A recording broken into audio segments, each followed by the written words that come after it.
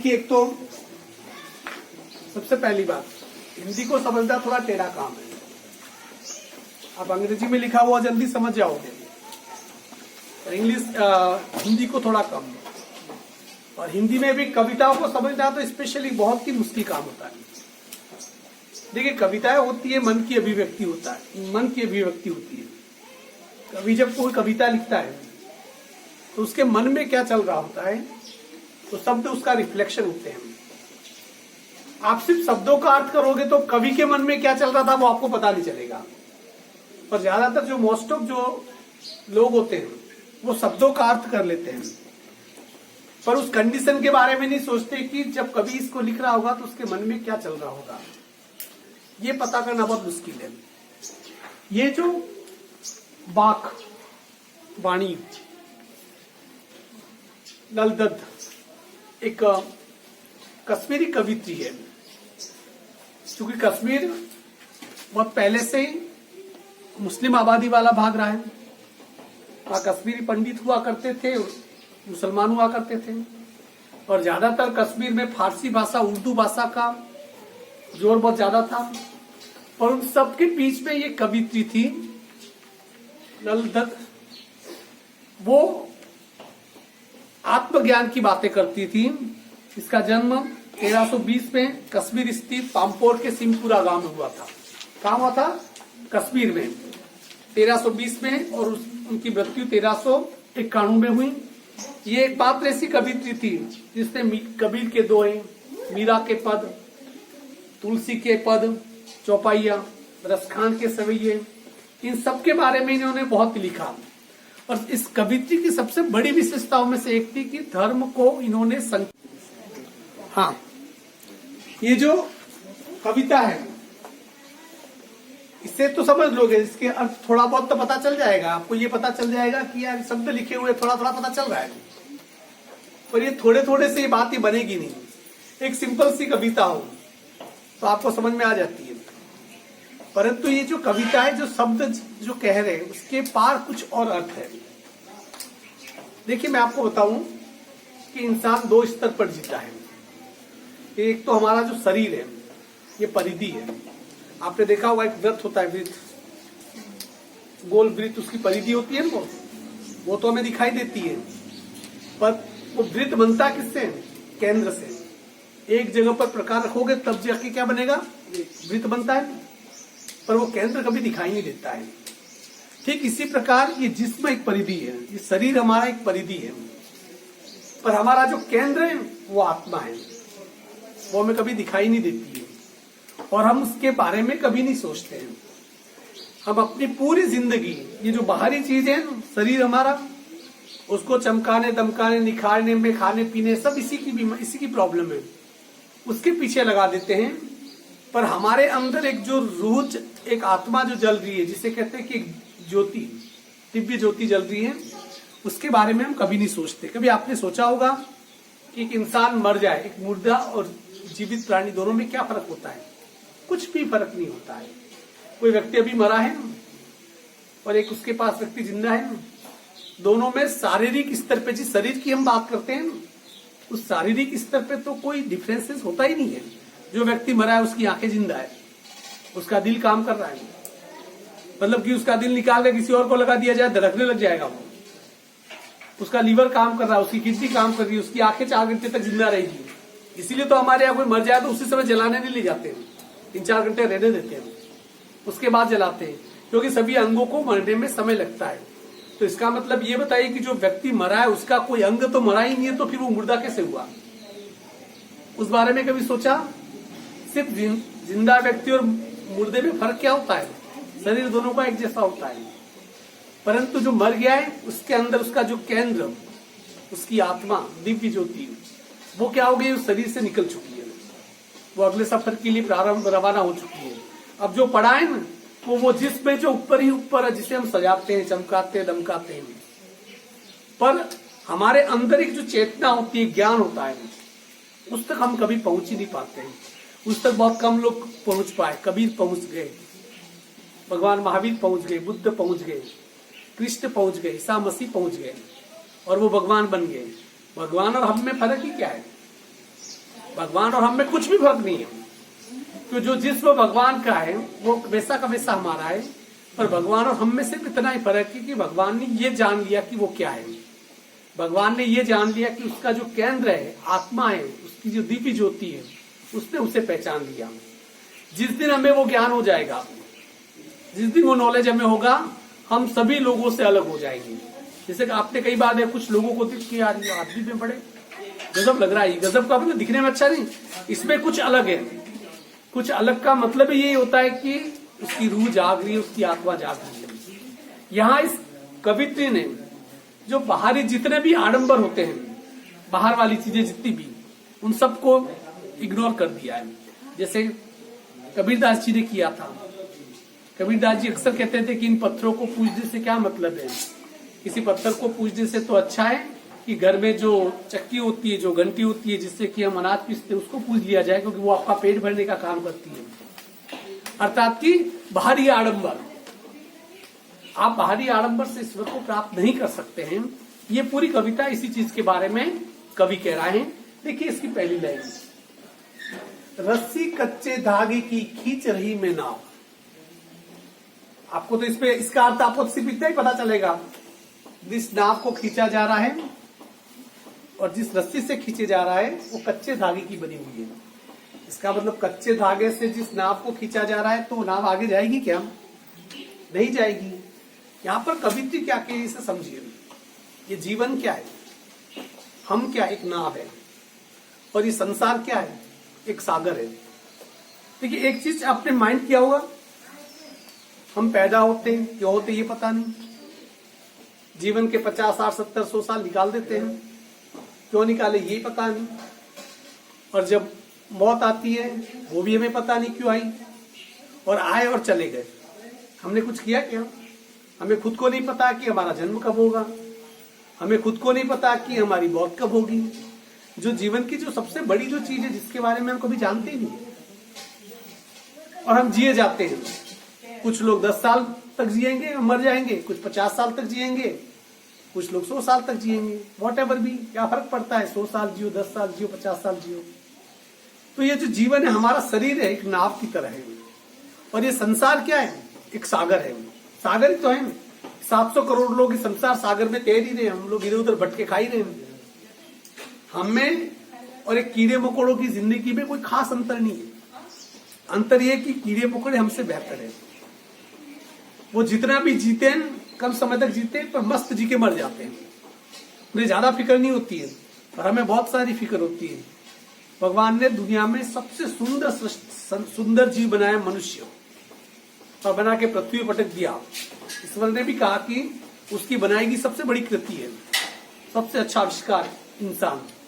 आज ऊपर से देख रहा होगा, नीचे हमारी स्थिति, उसे भी शर्म आती होगी। चलिए, तो यहां पर जैसे कवित्री क्या की, रस्सी कच्चे धागे की खींच रही मैं नाव, कि ये जो नाव है ना, जो हमारे जीवन रूपी नाव है ना, वो मैं खींच तो रही हूं, पर किससे खींच रही हूं? कच्चे धागे से। और कच्चे धागे से नाव को खींच कर ये जीवन पार नहीं होता है। हम हमारे जीवन को जो आगे बढ़ा रहे हैं, हम लोग क्या करते देखिए, हम लोग झूठ के सहारे अपने जीवन को आगे बढ़ा रहे हैं, हम लोग धोखे के सहारे अपने जीवन को आगे बढ़ा रहे हैं, हम पाप के सहारे अपने जीवन को आगे बढ़ा रहे हैं। हम दुनिया को तो धोखा देते देते हम अपने आप को भी धोखा दे देते हैं। तो इसका मतलब ये हुआ कि हमारा जो जीवन चल रहा है, जिससे हम चला रहे हैं, और इस नाव को जो चला रहा है, वो सब के सब कच्चे धागे हैं। कच्चे धागे मतलब कि जो हमारा पाप है, हमारे जो धोखा देने की प्रवृत्ति है, हम जो स्वार्थी है, सिर्फ अपने लिए जीते हैं, ये क्या है, सब कच्चे धागे हैं।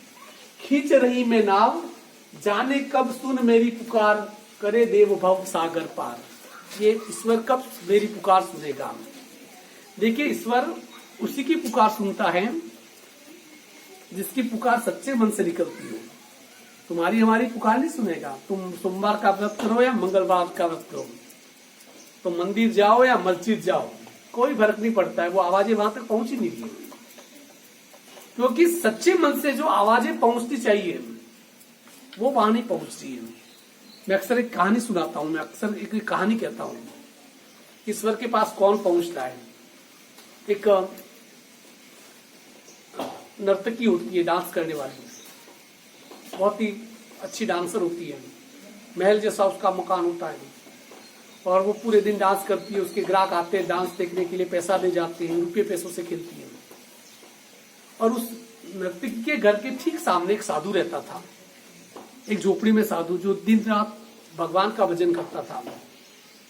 और वो अक्सर वो साधु उस नर्तकी के घर की तरफ से, वहां से जो ढोल हारमोनियम संगीत की आवाज आती थी, उसकी पायल की खनक सुनाई देती थी, तो वो अक्सर सोचता था साधु, देखो क्या जीवन है इस औरत का यार, और देखो मैं जिंदगी पर तपस्या ही कर रहा हूँ, मैंने तो अपने जीवन को जिया ही नहीं, देखो उसने कैसे जीवन जिया है।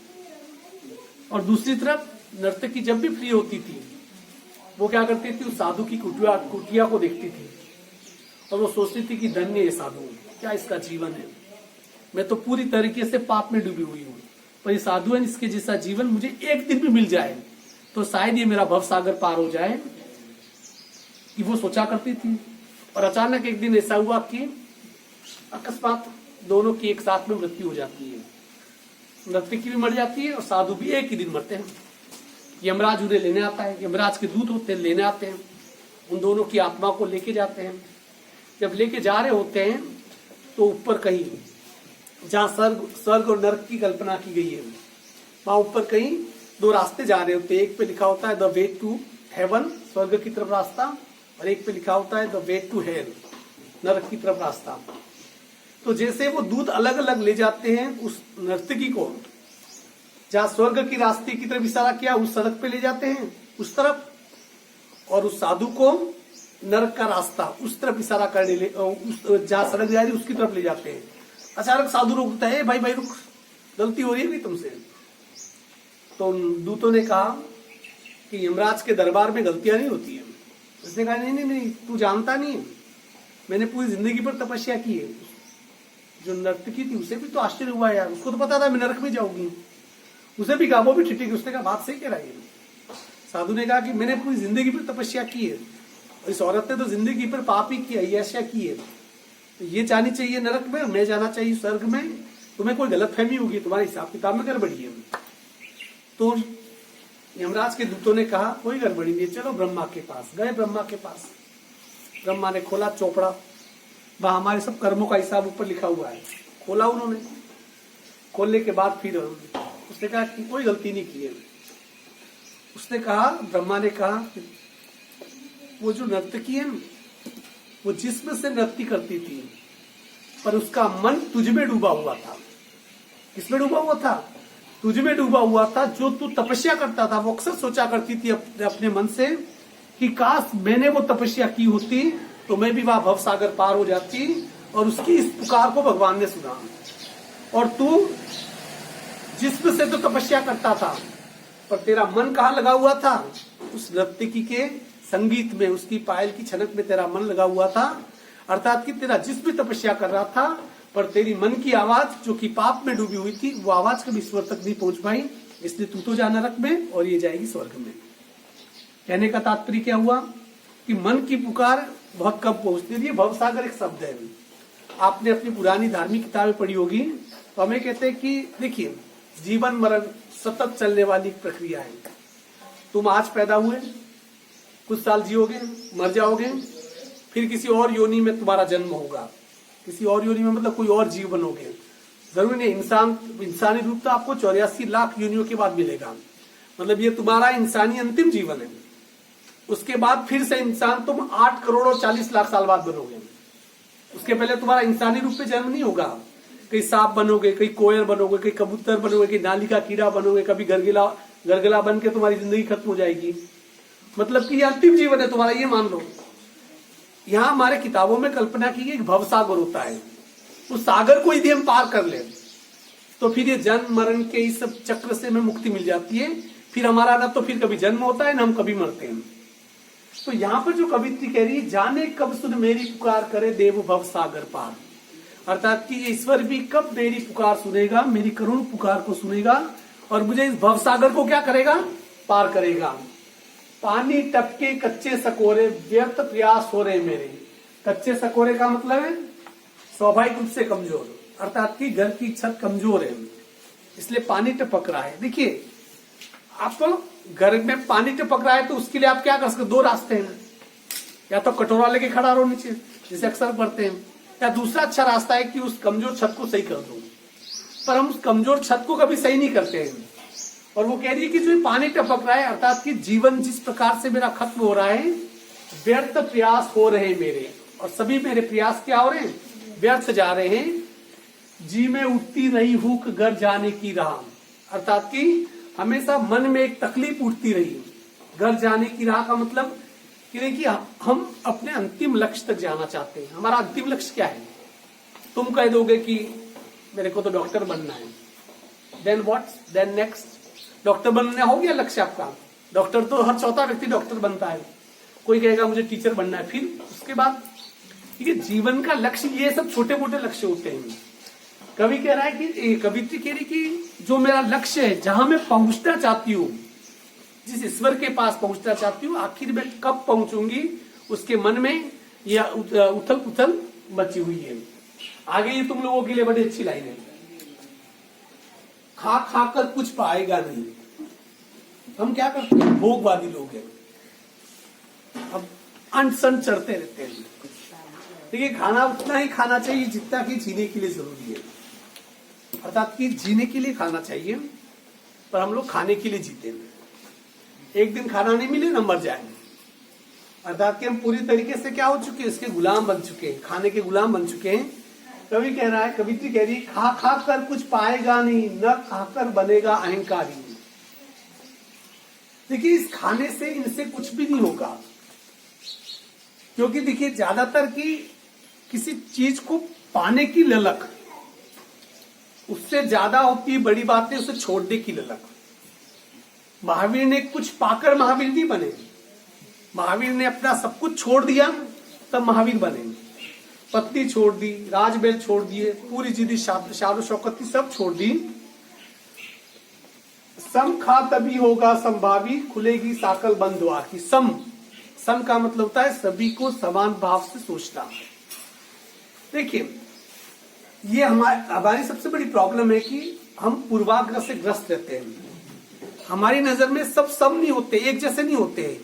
यदि आपको लगता है कि जिसे कहते हैं कि हर जीव जो सांस ले रहा है वो हमारे समतुल्य है, ऐसा होता तो कोई रास्ते जाते किसी कुत्ते को हम मस्त आराम से कैसी लकड़ी मारते हैं, और वो जो पे पे पे करता है कितना मजा लेते हो। रास्ते चलती किसी गाय को पत्थर मारना बहुत आसान बात है। कहीं पेड़ उगा हुआ है और उसके पत्ते तोड़ देना, फूल तोड़ देना कितना आसान लगता है। जैसे चलते हुए किसी पौधे के पत्ते तोड़ने का मतलब उसे उतना ही दर्द होगा जितना कि चलते हुए मैं आपका कान उखाड़ के वो कर दूं। आपका कान को फटाक से झटके से उखाड़ दे तो आपको तकलीफ होगी, सेम वो की वो तकलीफ उन पेड़ पौधों को भी होती है। पर हमारे मन में संभाव नहीं है, हम दूसरों के बारे में नहीं सोचते हैं।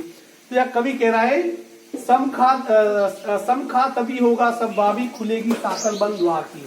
अर्थात कि हमारी जो मुक्त होने के जो द्वार है उसकी साकल तब तक नहीं खुलेगी जब हम हर व्यक्ति या हर इस सृष्टि में जो भी चीज मौजूद है उस सबके प्रति समभावी समान भावनाएं हम नहीं रखें। आई सीधी राह से गई न सीधी राह। देखिए, हर व्यक्ति का जन्म होता है और जैसे सबका जन्म होता है वैसे हमारा जन्म वैसे होता है जिससे सबका हुआ। पर देखिए, जब इंसान पैदा होता है जैसे आप में हम सब ईश्वर का रूप होते हैं। अक्सर आपने सुना होगा कि जो बच्चा होता है वो किसका रूप होता है, भगवान का रूप होता है। तो 5-10 साल के बाद बच्चा बड़ा हो जाता है, फिर भगवान का रूप क्यों नहीं होता है? थोड़ी देर के लिए सोचा कभी आपने? तुम भगवान के रूप अब नहीं रहे। हाँ, जब तुम बच्चे थे, मैं बच्चा था, तब हम भगवान के रूप थे। क्यों? क्योंकि बच्चे के अंदर कोई विकार नहीं आता है, बच्चे के मन में कोई स्वार्थ नहीं होता है, बच्चे के मन में किसी के लिए पाप नहीं होता है, बच्चा झूठ नहीं बोलता है। और ये सब गुण किसमें होते हैं? भगवान में होते हैं। इसलिए बच्चा भगवान होता है। अर्थात कि जो ईश्वर जो आपको पैदा कर रहा है, सबको किस रूप में पैदा कर रहा है? भगवान के रूप में पैदा कर रहा है। अर्थात कि एक सीधी राह से हम लोग आ रहे हैं, पर ईश्वर पैदा करने के बाद जिस गलत रास्ते पे हम चल पड़ते हैं, फिर हम वो भगवान नहीं रहते हैं। आई सीधी राह से गई न सीधी राह, सुषम सेतु पर खड़ी थी बीत गया दिन हाल। देखिए, आप योग करते नहीं हो, हमारी नाक के बीच में इस जगह, दो आंखों के बीच में यहाँ पर एक नाड़ी होती है जिससे कहते हैं सुषुम्ना नाड़ी, जिसे जगाने का काम किया जाता है। योग करने वाले जो लोग होते हैं ना, वो क्या करते हैं, ये सेंटर भाग, कभी ध्यान से योग करने बैठो। मैं आपको एक प्रयोग बताता हूं। अपनी आंखों को झुकाकर कोशिश करो कि नाक का ये भाग है ना, सिर्फ वो आपको दिखे। अभी प्रयोग मत करो, वो ममता भी बैठ गई प्रयोग करने। हाँ, दोनों आंखों को झुकाकर नाक का ये भाग है, सेंटर भाग, उसे आप 5 मिनट तक देखो। आप में से कोई भी 5 मिनट तक देख नहीं पाएगा, क्योंकि जैसे आप देखना शुरू करोगे ना, आपका ध्यान है आप एकाग्रचित होगा इस जगह पर, और इस जगह जैसे ध्यान आपका एकाग्रचित होना शुरू होगा ना, आपका शरीर यहां से गर्म होना शुरू हो जाएगा, और एक शरीर में अजीब प्रकार से बेचैनी शुरू हो जाती है, जिसे कहते हैं कि इस नाड़ी को जगाना। ये बहुत मुश्किल होता है। अलग अलग हमारे सप्त द्वार होते हैं, समाधि के 7 द्वार होते हैं। ये सुषुम्ना नाड़ी कहते हैं, इसे जगाना बहुत मुश्किल काम है, पर जो योग सिद्ध लोग जगाते हैं। आप 2 मिनट से 3 मिनट से प्रयास शुरू करो, 1 महीने के बाद मुझे बताओ, आप देखिए आपका माइंड इतना तेज चलने लग जाएगा ना। मैंने तो प्रयोग किया हुआ, मुझे पता है। आपका जो दिमाग है ना, तुम्हें नहीं पता कि तुम्हारे दिमाग में अभी जितना दिमाग तुम्हारा काम कर रहा है, उससे 1 करोड़ गुना ज्यादा उस पर ताकत है। इसमें खरबों न्यूरॉन्स होते हैं, खरबों न्यूरॉन्स, और उस न्यूरॉन्स में आप 1% का इस्तेमाल कर पाते हो। दुनिया का सबसे इंटेलिजेंट वैज्ञानिक था आइंस्टीन, उसने अपने दिमाग का 12% इस्तेमाल किया था, और 12-13% से ज्यादा तो हम कभी इस्तेमाल ही नहीं कर पाए। कोई व्यक्ति 25% तक दिमाग का इस्तेमाल कर दे, उसके सामने सुपर कंप्यूटर फेल है। पर हमारी ये जगती नहीं है, इसे कहते हैं ना। तो यार कवित्री कह रही है, सुष्म सेतु पर खड़ी थी बीत गया दिना, मैं उस सेतु पे जहाँ की नाड़ी जग सकती थी, जहाँ मेरे मन के विचार खुल सकते थे, उस सेतु पे, पुल पर मैं खड़ी थी, और इंतजार में पूरा दिन बीत गया। जब टटोली कोड़ी न पाई, माझी कूदू क्या उतराई। माझी का मतलब ईश्वर, अर्थात कि और पूरी जिंदगी जब उस पुल पे गुजर गई, अपनी आत्मा को जगाते हुए मैं अपनी आत्मा को जगाना चाहती थी और इंतजार करती रही, पर वो आत्मा जगी नहीं। और जब उतराई का समय हो गया, अर्थात कि इस सागर से उस सागर को पार करके इस जीवन को छोड़कर दूसरे जीवन में जब प्रवेश करना था, जब मौत निकट आई और ईश्वर जब ले जाने आया, तो उसे देने के लिए मेरे पास कुछ भी नहीं था। जेबे टटोली तो कुछ भी नहीं था। देखो, आप यदि अपने जीवन में रुपया पैसा कमा लो, ये कुछ भी नहीं है। आप जब ईश्वर आपको लेने आएगा, यमराज आपको लेने आएगा, तो वो पूछेगा आपसे व्हाट इज योर अचीवमेंट। हो सके उसे इंग्लिश नहीं आती हो तो हिंदी में पूछ लेगा। वो कहेगा तूने क्या पाया, उसने कहा कि मैं करोड़ों रुपया छोड़ के जा रहा हूँ। ईश्वर यही कहेगा कि वो राख के बराबर है, मिट्टी के बराबर है, उसका कोई मोल ऊपर नहीं है।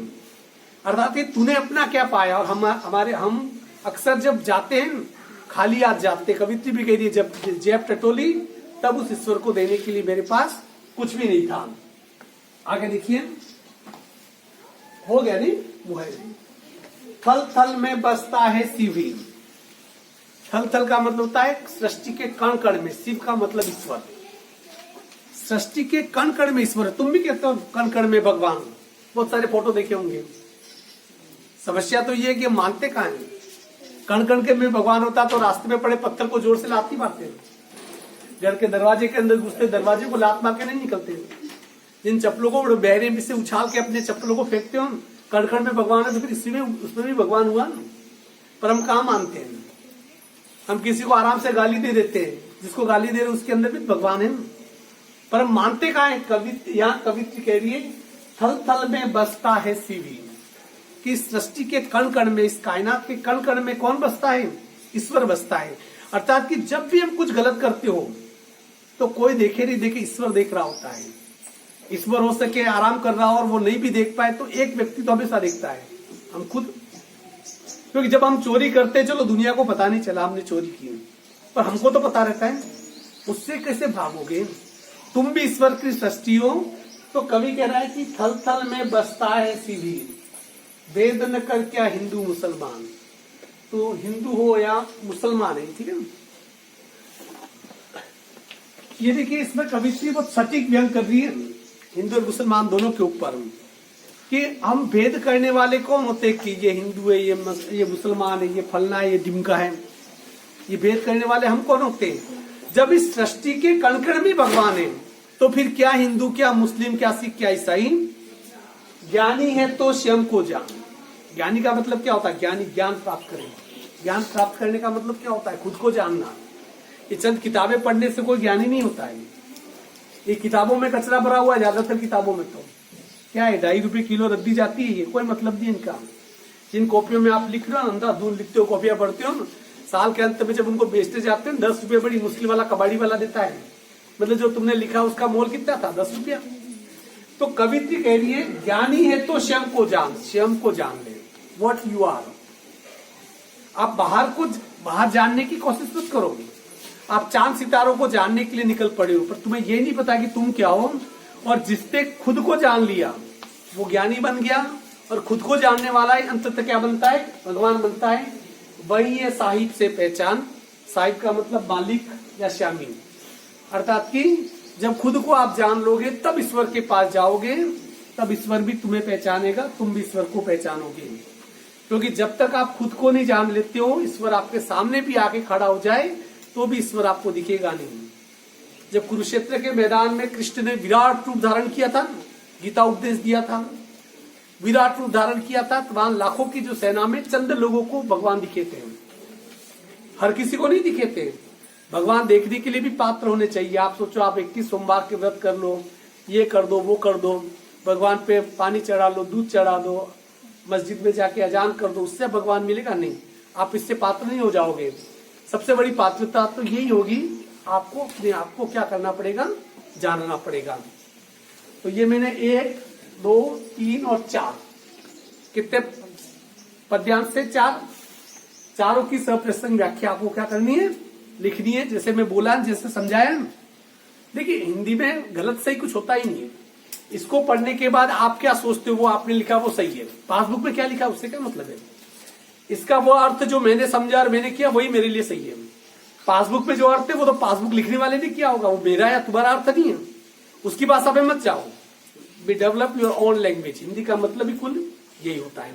ठीक है, तो इसके चारों की सप्रसंग व्याख्या करके अपनी भाषा में मुझे भेजोगे। भेजो नहीं भेजो तुम्हारी मर्जी, मैंने तो बोल के बक दिया।